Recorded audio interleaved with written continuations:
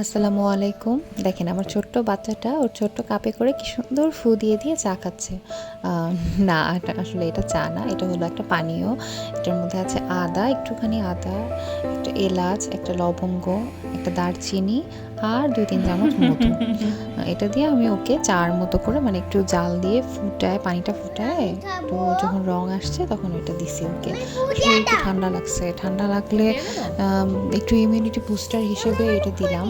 আমি এটা ইন্টারনেটেই দেখেছি যে এভাবে দেওয়া যায়। বিভিন্ন ডাক্তারের পেজগুলোতে দেখেছি, পেডিয়াট্রিশিয়ানদের এসে দেখেছি। তাছাড়া এমনিতে রসুন তেল, সরিষার তেল তো হাতে পায়ে মালিশ করে দিই যখন ঠান্ডা লাগে। সিজন চেঞ্জের সময় তো বাচ্চাদের একটু ঠান্ডা লাগেই। এটা তো খুবই স্বাভাবিক একটা ব্যাপার। আমার ২ টা বাচ্চা, ২ টা ছেলে। দুজনেরই একটু ঠান্ডা লাগছে। তো এজন্য আমি হাতে পায়ে তেল মালিশ করে দেই। ঘরোয়া প্রতিকার যেগুলো। আর সাথে এই যে এটা দিয়েছি, এটা ও মনে করছে যে চা। সেজন্য খুব আগ্রহ করে কি সুন্দর বড় মানুষের মতো বসে চেয়ারে বসে ফু দিয়ে দিয়ে চা খাচ্ছে। একটু লেবুও দিয়ে দিছি। যে একদম পুরাই যাতে ওর ভালো লাগে, টেস্ট লাগে। আর তাছাড়া লেবুও তো ইমিউনিটি বুস্ট করে আসলে। দেখেন কি সুন্দর করে ফু দিয়ে দিয়ে চা খাচ্ছে। খুব আরাম করে খাইছে, আগ্রহ করে খাইছে, মজাও লাগতেছে।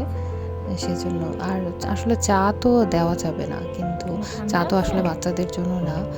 আম কিন্তু এইটাও চা মনে করে খাচ্ছে।